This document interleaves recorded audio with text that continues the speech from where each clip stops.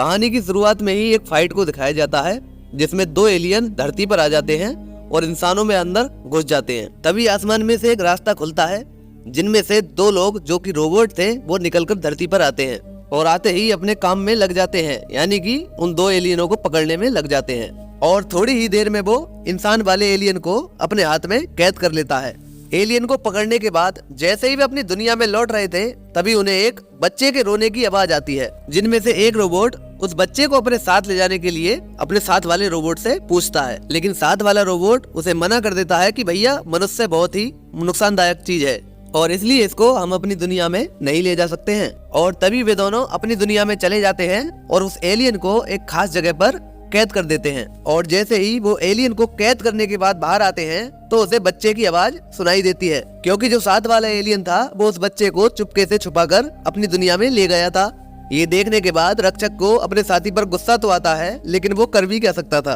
तभी रक्षक अपने साथी से कहता है कि चलो इसे ले तो आए, अब हम इसे मार देते हैं, इंसानों से वैसे भी हमारा क्या काम। तभी रोबोट रक्षक को समझाता है कि भैया इसे हम पाल लेते हैं और इसके बड़े होने का इंतजार करते हैं ताकि हम इंसानी दिमाग पे एक्सपेरिमेंट कर सकें।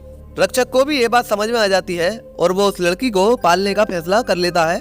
तभी स्टोरी को शिफ्ट कर दिया जाता है जहाँ एक मुरुक नाम के बंदे की स्टोरी दिखाई जाती है, जो कि वास्तव में एक जादूगर होता है और वो नई नई चीजों को ढूंढ के इनाम प्राप्त करता रहता है। उसके हाथ में हमेशा एक पंखा भी रहता था जो कि एक जादुई पंखा था। तभी मुरुक को पता चलता है कि कुछ लोग गांव से चोरी करके भाग रहे थे और वो उनका पीछा करने के लिए उनके पीछे पीछे पहुंच जाता है।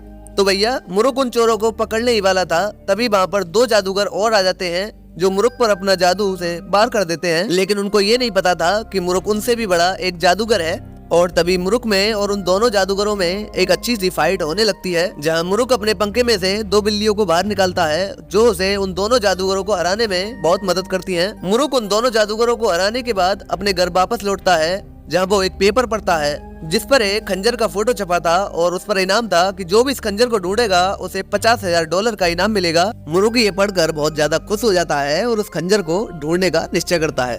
कहानी में आगे मुरुक एक जेल में जाता है क्योंकि वहाँ एक ऐसा आदमी रहता था जो कि खंजर के बारे में जानता था। बूढ़ा आदमी मुरुक से बताता है कि ये कोई साधारण खंजर नहीं है, ये एक जादुई खंजर है और ये कोई दूसरी दुनिया से आया है। ये सुनने के बाद मुरुक के मन में उस खंजर को ढूंढने की उत्सुकता और ज्यादा बढ़ जाती है। इतना पता करने के बाद हमारे भैया मुरुक पहुँच जाते हैं उस खंजर को लेने, जो कि वहाँ के किसी एक महान जादूगर के पास था।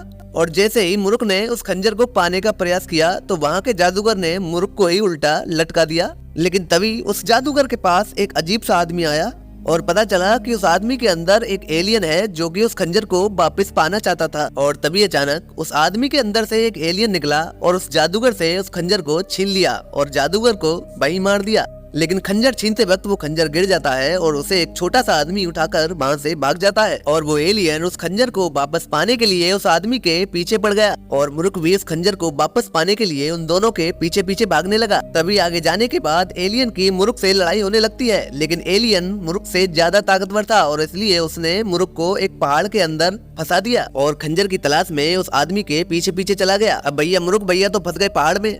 तभी वो दोनों चेले आते हैं और मुरुक भैया को वापस होश में लाकर बाहर निकाल लेते हैं और तभी उन्हें रात में एक अजीब सी चीज पानी में दिखाई देती है, जिसे देखकर वे तीनों डर जाते हैं और वहाँ से भाग भी जाते हैं। तभी भैया स्टोरी एक दूसरी जगह शिफ्ट हो जाती है, जहाँ एलियन ने अपनी बेटी का एक स्कूल में एडमिशन करवा दिया, जहाँ उसकी बेटी अपने पापा का पर्दाफाश करने में लगी हुई है। वो स्कूल वालों से बताती है कि उसके पापा कोई इंसान नहीं है बल्कि एक एलियन है, लेकिन कोई भी उस लड़की का भरोसा नहीं करता है क्योंकि वो अभी एक बच्ची है।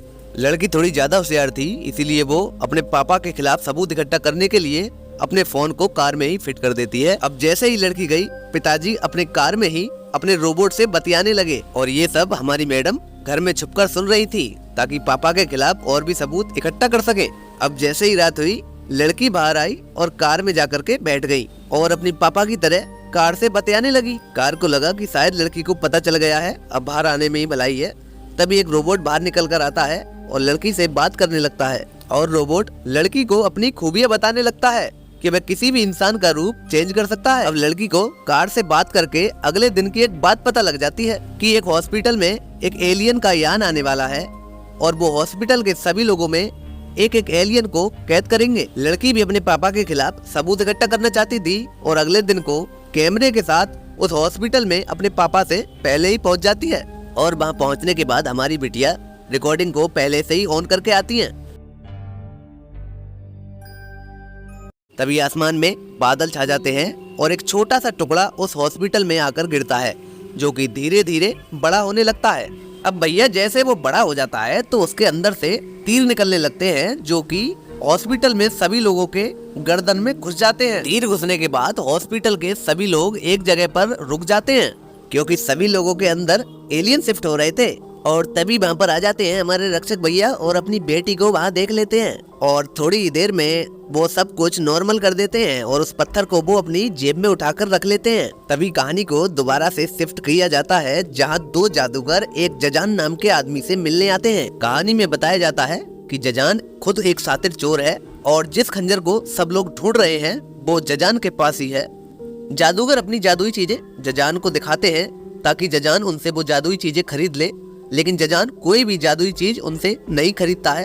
तभी ये बात हमारे भैया मुरुक को पता लगती है और वो खंजर को लेने के लिए एक दूल्हे का बेस चेंज करके जजान के महल में जाते हैं। जब दूल्हा बन जाते हैं तो उनकी शादी भी हो जाती है, लेकिन जिस लड़की से उनकी शादी होती है वो लड़की खुद उस खंजर की तलाश में आई थी, जो कि मुरुक को उल्टा बेहोश करके भाग जाती है। और इधर मुरुक भैया को भी पता लग जाता है कि वो लड़की उसकी बीवी नहीं थी। तभी कहानी में लड़की उस खंजर की तलाश में सभी को मार पीटने लगती है और उन जादूगरों के सामने ही उस खंजर को वहाँ से ले जाती है।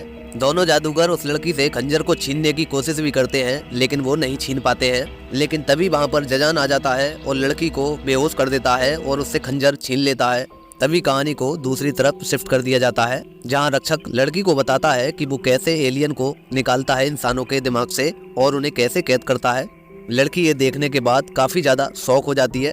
तभी अगले सीन में उस इंस्पेक्टर को महसूस होता है कि उसे कुछ ज्यादा ही आवाजें आने लगी है और इसलिए हमारे इंस्पेक्टर साहब अपने आप को थोड़ा अनकंफर्टेबल महसूस करते हैं। तभी रक्षक को पता लगता है कि एलियन जो है वो शहर में अटैक करने वाले हैं और अटैक वो इसलिए करते हैं क्योंकि जो हमारे इंस्पेक्टर साहब हैं उनमें उनका कंट्रोलर लगा हुआ है। लेकिन रक्षक को ये बात पता लग जाती है और वो उसे बचाने के लिए पहुंच जाता है।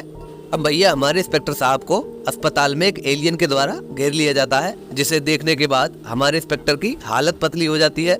लेकिन सही टाइम पर हमारे इंस्पेक्टर साहब को बचाने के लिए हमारा रक्षक पहुंच जाता है और एलियन से उसकी जबरदस्त फाइट होने लगती है। लेकिन जो एलियन जो था वो हमारे रक्षक से काफी ज्यादा ताकतवर लग रहा था और इसलिए वो हमारे रक्षक को उठा उठा के पटक भी रहा था और जिसका डर था वही हुआ, क्योंकि उस एलियन ने हमारे रक्षक की आधे से ज्यादा शक्ति को बेकार कर दिया।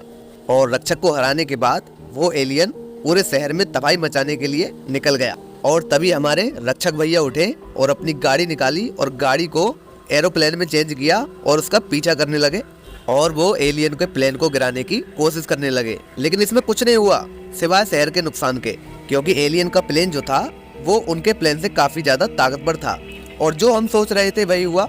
एलियन के प्लेन ने हमारे रक्षक भैया के प्लेन को पानी में डुबो दिया और क्रैश कर दिया और दोबारा से उस इंस्पेक्टर को पकड़ने के लिए उसके पीछे पड़ गया। लेकिन इतनी जल्दी हमारे रक्षक भैया कहाँ हार मानने वाले थे, वो दोबारा आ गए उस एलियन से लड़ने, उस इंस्पेक्टर को बचाने के लिए। हमारे रक्षक भैया ये बात भूल चुके थे कि उनकी शक्ति थोड़ी सी ही बची है और एलियन ने इस बात का फायदा उठाया और हमारे रक्षक भैया को दोबारा से बेहोश कर दिया। और बेहोश करने के बाद वो एलियन अपने यान में चले गए। यान में पहुंचने के बाद वो एलियन हवा के बड़े बड़े गोले बनाने लगा और वो गोले ऐसी हवा के थे कि जहाँ भी वो गोला फूट जाए वहाँ एलियन जैसा मौसम हो जाएगा। हमारे रक्षक भैया एक बार फिर उस एलियन को रोकने की कोशिश करते हैं, जिसमें एक दो गोले शहर में भी आ जाते हैं। अब शहर में जो इंस्पेक्टर घूम रहा था उसके अंदर एलियन आ गया था, जो कि वो एक हवा के गोले को आसानी से फोड़ देता है और फूटने के बाद जो गोला अपना असर दिखाता है उसके बारे में तुम सोच भी नहीं सकते, क्योंकि एक गोला फूटने के बाद पूरे शहर में फैल जाता है और जो भी आदमी उस गोले के लपेटे में आ रहा था उसके अंदर का एलियन जाग रहा था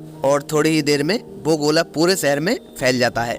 इधर जो हमारे रक्षक भैया थे वो सभी गोलों को यान के भीतर कैद कर देते हैं, जिससे शहर को थोड़ी राहत की सांस मिल जाती है। तभी कहानी को भविष्य में शिफ्ट कर दिया जाता है, जहां जजान ने उस लड़की को कैद कर रखा था। तभी दूसरी जगह पर हमारे मुरुक भैया को दिखाया जाता है, जो कि खंजर ढूंढने के लिए किसी भी हद तक जा सकते थे। और इस बार हमारे मुरुक भैया और उनके दोनों चेले जजान के 3 आदमियों को मार देते हैं और उनकी ड्रेस खुद पहनकर जजान के महल में पहुंच जाते हैं। जजान के महल में पहुंचने के बाद उन तीनों को वो खंजर दिख जाता है। तभी हमारे मुरुक भैया की मुलाकात उसी लड़की से होती है जो कि भूतकाल से आई है।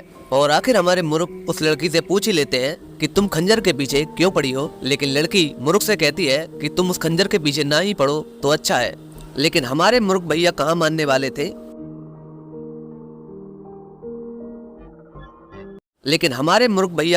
वाले थे।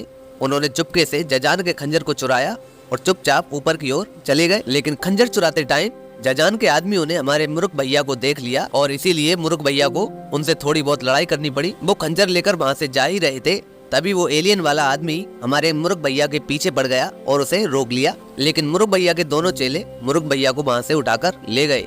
लेकिन जाते जाते इधर जजान के महल में आग लगाकर चले गए। इधर जजान ने उस लड़की के साथ साथ उन दोनों जादूगरों को मारने की भी कोशिश की थी, लेकिन दोनों जादूगर किसी भी तरह से बच जाते हैं। हाउस में आने के बाद हमारे मुरुक भैया उस लड़की को बचाने के लिए आते हैं, लेकिन तभी पीछे से एलियन आ जाता है और मुरुक भैया को कैद कर लेता है। दूसरी तरफ शहर में एलियन वाली हवा फैल जाती है और सारे शहर में इंसानों के अंदर से एलियन बाहर आने लग जाते हैं। अगले सीन में लड़की भूतकाल में पहुंच जाती है और अपने पिता से पूछती है कि आखिर सब लोग इस खंजर के पीछे क्यों पड़े रहते हैं। तभी हमारे रक्षक भैया बताते हैं कि इस खंजर की मदद से हम किसी भी काल में जा सकते हैं, यानी कि फ्यूचर या पास्ट में भी जा सकते हैं। इतना सुनने के बाद लड़की अपने पापा से गुस्सा होकर अपने घर जाने लगती है, लेकिन तभी उसके चाचू उसे सलाह देते हैं कि ऐसे पापा को छोड़ना गलत बात है, हम दोनों को मिलकर तुम्हारे पापा की रक्षा करनी चाहिए, क्योंकि बाहर से जो एलियन है वो तुम्हारे पापा को मारते मारते उनका भुर्ता बना देंगे। इतना सुनने के बाद लड़की अपने पापा को बचाने के लिए वापस लौट आती है और वापस आने के बाद देखती है कि उसके पापा को एलियन ने चारों तरफ से घेर रखा है। तभी रक्षक भैया अपनी बेटी से उस खंजर को उठाकर लाने के लिए कहते हैं जो कि एलियन के बीच पड़ा हुआ था। जैसे ही लड़की खंजर उठाने जाती है तभी पीछे से एक एलियन लड़की पर वार करने वाला होता है, लेकिन लड़की के चाचू लड़की को पीछे से बचा लेते हैं और एलियन के सामने से ही तीनों वहां से भागने में सफल हो जाते हैं। लेकिन उनके खंजर के साथ साथ एलियन भी उनका पीछा करने लगते हैं। खंजर की मदद से वे अपनी गाड़ी को एक दूसरी दुनिया में ले आते हैं, जिनके साथ साथ एलियन भी उनके पीछे उसी दुनिया में आ जाते हैं और उनकी गाड़ी एक पहाड़ से टकराने के बाद नीचे गिर जाती है और एक जगह पर रुक जाती है।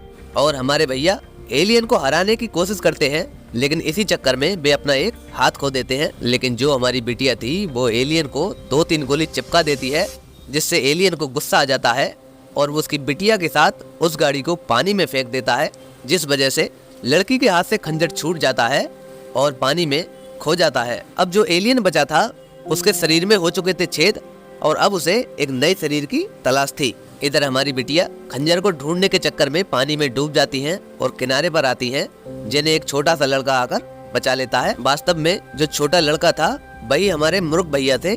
तभी कहानी को दोबारा से शिफ्ट किया जाता है, जहां लड़की जजान से खंजर को छीनने के लिए उस पर गोली चला देती है और खंजर को लेकर वहां से भागने लगती है।